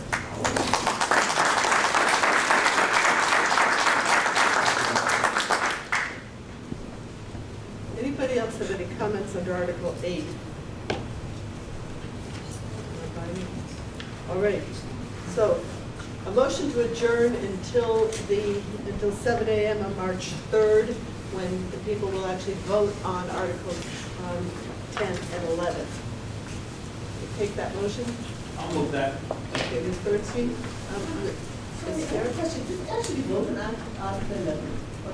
No, we can't vote on. We don't vote on that? Okay, No. this is all. Those are the ones Okay, that are Australian. so we don't do anything about that? Those are your ones. No, but third. Okay. Oh, it's just Discuss. Was there a second to the motion to adjourn?